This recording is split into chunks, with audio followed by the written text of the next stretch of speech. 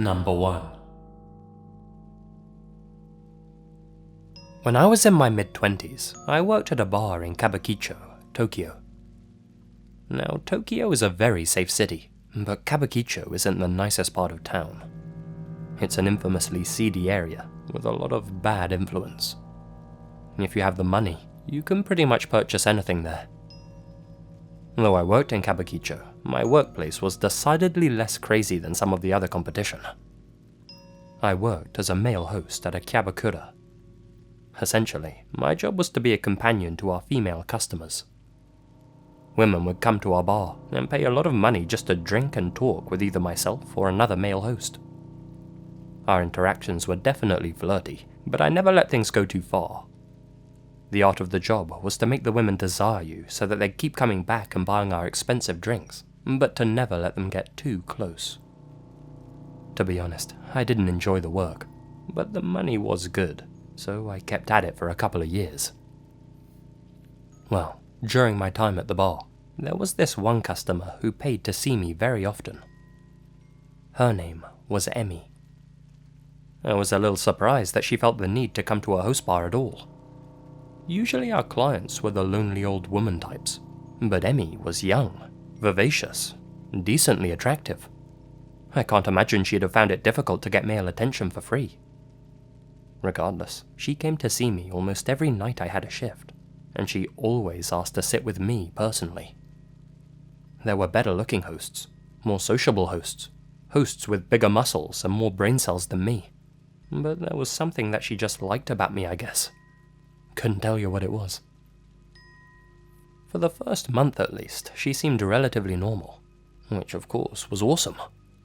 I was essentially being paid to just hang out and have fun with a nice, pretty girl. She would sometimes say something a little odd though, like how she sometimes fantasized about hurting people, but our conversations would quickly move on from that type of subject. As time went by though, her true derangement started to show. The topics of conversation took a darker turn. She started confessing her darkest desires, saying things like, "I'd really love to entice a man with my beauty, get him tied up, make him vulnerable, then see the look on his face when he realizes I'm about to end his life." Okay. She wouldn't actually be chatting with me when she started talking about things like that. She'd just go off on a monologue, talking to herself as if I wasn't even there, drifting off into a glaze-eyed, dreamlike state. I wonder what their last thoughts would be of. Every time she finished one of her weird speeches, she'd go silent and stare back at me with wide, unblinking eyes, smiling creepily from ear to ear like a Cheshire cat. You know, just pretend like. I'd never really do anything like that. I see, I'd always say, trying to break the uncomfortableness. You have, very unique desires, Emmy. It wasn't long before Emmy started making indecent proposals to me. During our regular meetings, she'd continuously offer me large sums of money to go back with her to her house and, well, you know. The money she was offering was ridiculous. The equivalent of $5,000 for just one session. Where other hosts might have accepted, I refused as politely and professionally as I could. Even though I was single, I made it a point to never get involved with any of my customers, no matter what. Well, Emmy didn't take that well. Not well at all. After the 4th or 5th time I declined her invitation, she burst into a fit of rage and then stopped coming to the bar altogether. "Good job, Yamada," my boss said to me. "You just lost one of our best customers. I hope you're happy." Sorry, boss.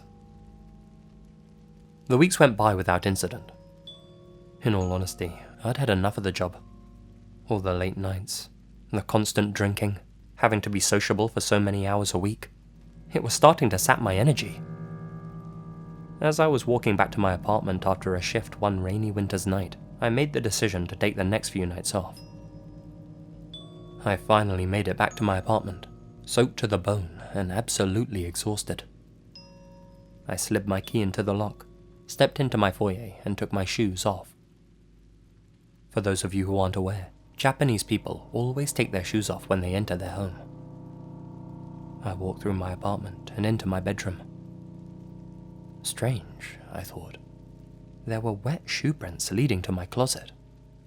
Like I said, I always take my shoes off before entering my home. How had those gotten there? I walked towards my closet door and got ready to open it. My hand reached for the handle, and I froze. I could hear something coming from behind the closet. Breathing. That type of labored breathing that a person makes in a game of hide and seek when the seeker's close. I strained my eyes. Behind the slats in the closet door, I could make out a pair of human eyes. They met mine. My closet door burst open and hit me square in the face, hard, knocking me backwards. Emmy jumped from the closet, and she came out thrusting. "Idiot!" she screamed at me. Before I knew it, she was right up close to me. She hit me with something sharp in the upper arm. It was a needle. I still remember the pain as it pierced me. Before I could react, Emmy pushed down on the plunger, injecting me with some unknown substance. There was no time to ask her what she was doing, no room for negotiation. On instinct, I threw myself at Emmy and took her to the floor.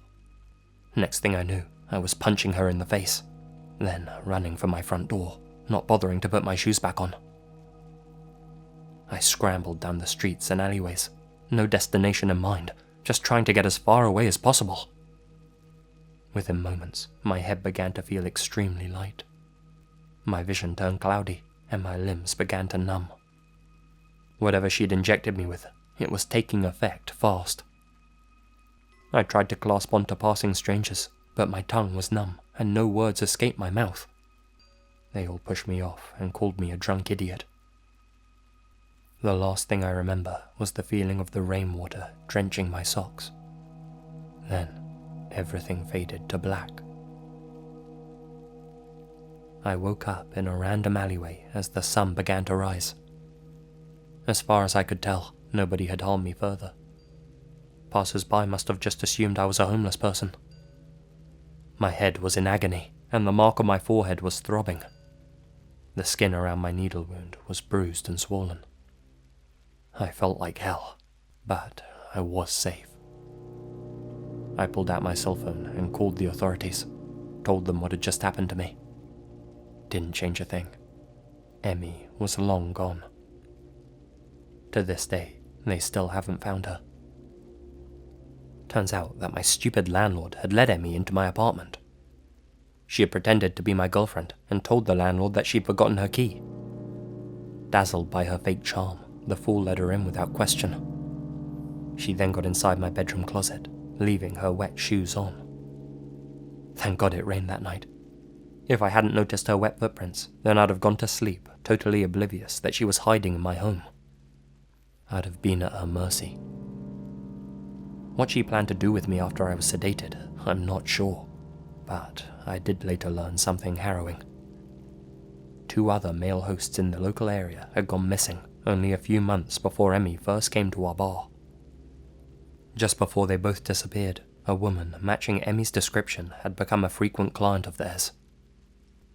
If it was her, she had been using a different name. According to their bosses, both of the men had been offered a large sum of money to go back to Emmy's house or hotel or wherever. They both accepted her offer. Nobody knows what happened to those men after that, but their families and friends haven't seen or heard from them since. If anything, my story goes to prove one thing. You don't always have to bump into the crazies. Sometimes they come and find you. And once you're in their tractor beam, man, you've got a serious problem. I quit my job the next day.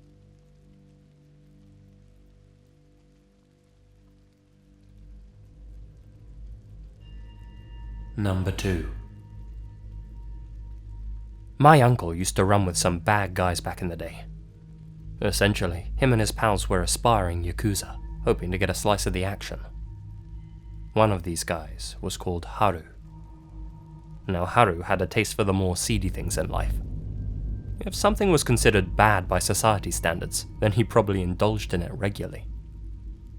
Well, there was one particular place that Haru liked to go in his free time. Let's call it a lady bar.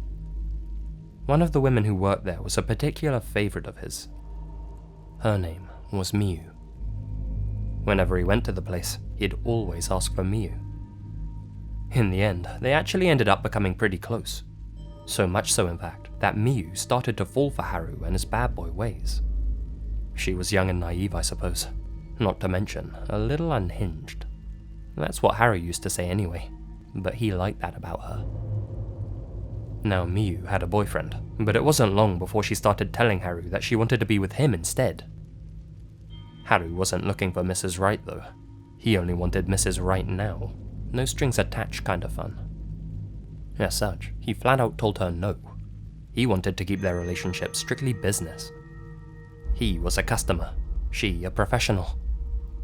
Well, she didn't take kindly to the rejection. One day, Haru went back to the place to see Miyu again. He sat down in a private room, and from behind a curtain, Miyu appeared. She was brandishing a blade. "So ungrateful," she screamed at him. "Am I not pretty enough for you?" She took the sharp blade and brought it up to her face. She started to drag it down the side of her cheek, slicing it like a thin piece of Kobe beef.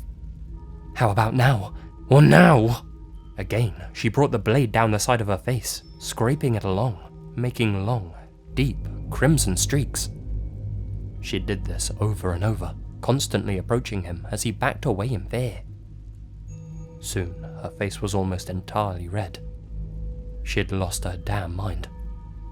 Haru ran outside and back to his home in shock. The next day, Haru was out with my uncle and a few of his other friends. They were walking down a back alley, minding their own business. When they were at the end of the alleyway, a van pulled up just in front of them. Several large men dressed like gangsters hopped out, each of them holding a metal pole as a weapon. "So, which one of you morons is Haru?" They all looked at each other. Hesitantly, Haru raised his hand. One of the men slammed a metal pole across Haru's legs, bringing him down to his knees in pain. The rest of the men began wailing on him with their poles as he lied on the floor. They struck him over and over. My uncle and his other friends ran back down the alley. The men from the van let them run. They weren't there for them. My uncle watched from the other end of the alleyway as Haru was picked up, still half conscious and screaming, and thrown into the back of the van. The men drove off, taking Haru with them. Like I said before, Miyu had a boyfriend. What Haru didn't know was that he was one of the most prominent Yakuza in the area. She had told her boyfriend her version of events, and he sent some of his goons to go and take care of this Haru fella, the guy who'd supposedly messed up his girlfriend's face. Nobody knows for sure what happened to Haru, but rumors started to spread quickly. The most prominent theory was that he was taken to some disused warehouse, tied to a chair, and had his face cut off without the use of any anesthetic. The Yakuza would have seen this as a fitting revenge for something that, in all honesty, wasn't even Haru's fault. Ultimately, nobody knows what they did with him after they threw him in the van, but that was the last time my uncle ever saw Haru. It was also the end of his foolish dream to become a Yakuza.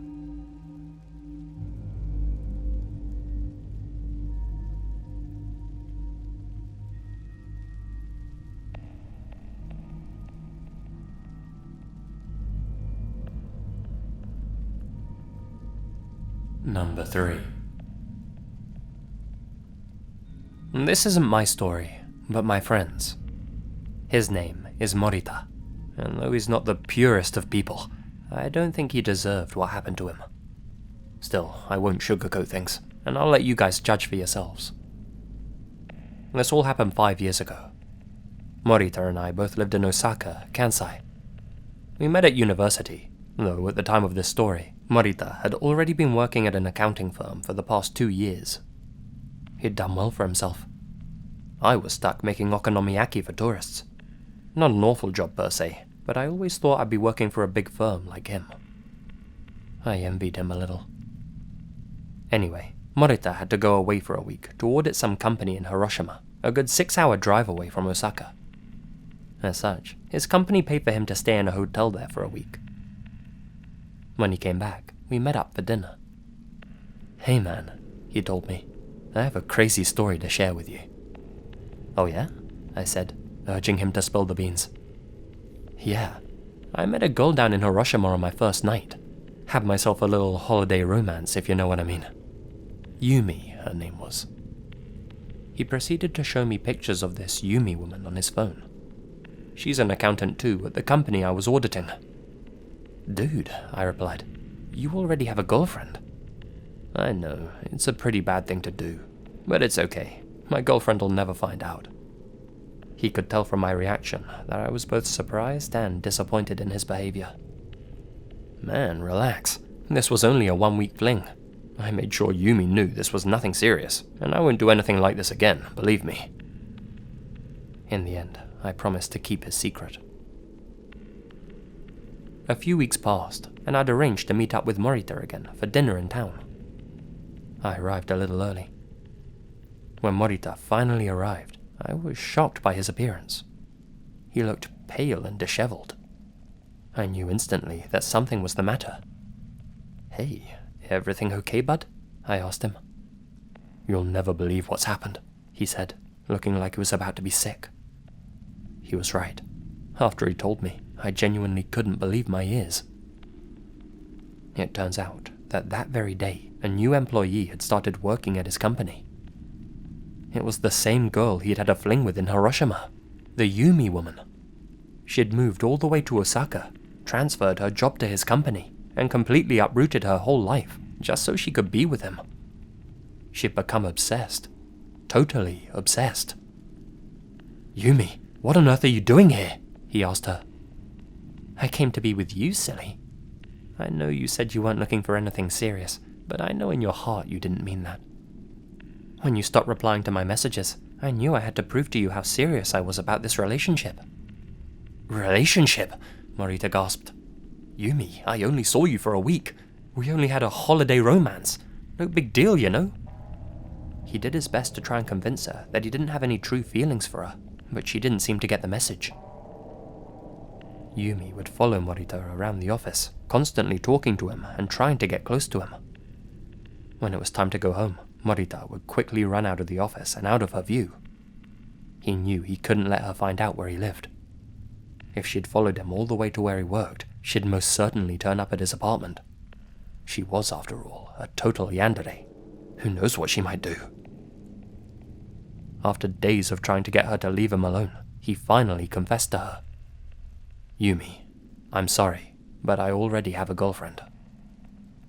"Oh, I see." Her eyes became extremely wide and flared with a sort of fiery intensity. The rest of her face remained neutral. "I understand." With that, she turned her back to him and scurried away into her cubicle. Didn't speak to him for the rest of the day. Well, his actions up until now had been stone cold, but I guess there wasn't really any other way to deal with the situation. At least he'd come clean. Maybe this crazy girl would finally go back home now. That was for the best, both for Morita and for her. When Morita arrived at work the next morning, Yumi was nowhere to be seen. Excellent, she'd gotten the message. Morita approached his desk and noticed something unusual. There was a chocolate cake next to his computer. Beside it was a post-it note. "Keep up the good work, Morita." Signed, Mr. Ishiguro. Ishiguro was the head of the department. Wow, Morita felt pretty good about himself. He'd obviously impressed his boss and was seen as a major asset to the company. Strange, though, he thought. There was a single slice missing from the cake. Had his boss forgotten to eat breakfast and taken a slice of the cake? Who knew? Whatever the case, he was ecstatic. After lunch, Morita planned on eating a slice of the cake, but the tempura he had filled him up more than he expected. He decided to save the cake for after dinner instead. Before leaving work that day, he happened to bump into his boss. With a bow, he thanked Mr. Ishiguro for the cake. Cake? What on earth are you talking about, Morita? I've never bought cake for an employee in my life. If I was going to start now, I certainly wouldn't give you the first one. What? But if the cake wasn't from Ishiguro, then... Yeah, you already guessed it, right? Morita guessed it too. Yumi had come into the office earlier than anyone else that morning and planted the cake on Morita's desk. She had left the forged note from his boss. She had cut out a piece of the cake for herself to enjoy at home. Here's the crazy part. The icing in the cake had been poisoned. Morita figured that she had probably tampered with the cake in some way, so he disposed of it quickly after he figured it out, but he didn't suspect that she'd have done something so extreme. He only found out what she had actually done with the cake after she didn't turn up to work for several days. People were sent to her apartment to check on her. They found Yumi lifeless on her sofa. She had eaten her piece of the cake, and the icing had done its job. She had left a love note for Morita. It was several pages long. It closed with the lines, "So, if I can't have you in this life, I'll have you in the next. See you there soon, my love. Forever yours, Yumi." If he had still been hungry after lunch that day, he really would have been hers forever. Our actions have consequences, sometimes bigger consequences than we can foresee. Obviously, the story got relayed to Morita's girlfriend, and she dumped him then and there. I hope he'll think twice before doing something so rotten and selfish again.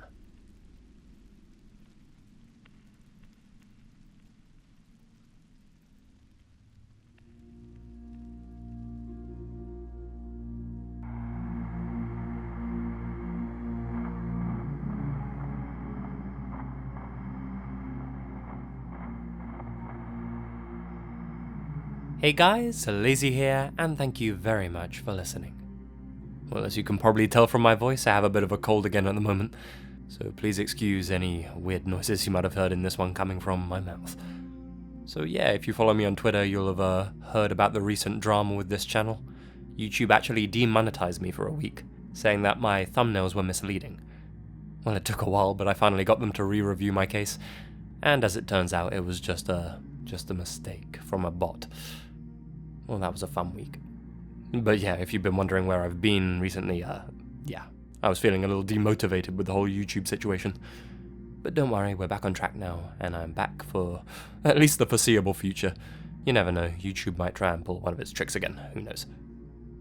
Well, I always thank my Patreons at this point, but I'd like to especially thank them this week for their support, especially my biggest supporters. Sarah Ramirez, Victor Javier Fonseca Ruiz, Maricruz Cedano, AnimeWimp, Crazy Mask Parade, James Labour, Procupidine Natter, Gina Valera, Philip Westra, Alex Greensall, Monica Mendoza, Crawford K McDonald, Ray Price Burton, Marley Wright, TKsMantis, Gamm-a, Kelly Rocco, Connor Louthan, Madison Reinhart, Kelly Rocco again, DannyElk, Joshua Lindsey, Darius Saffaie, Nadine, Mitchell Herrera, and Sloane Crawford. Thank you all so much for your support. It really helps the channel out, and I really appreciate it. Well guys, that about wraps things up for this episode. Remember to smash that like button, or I'll smash you. Keep your eyes peeled for the next one. And remember, the best things happen in the dark.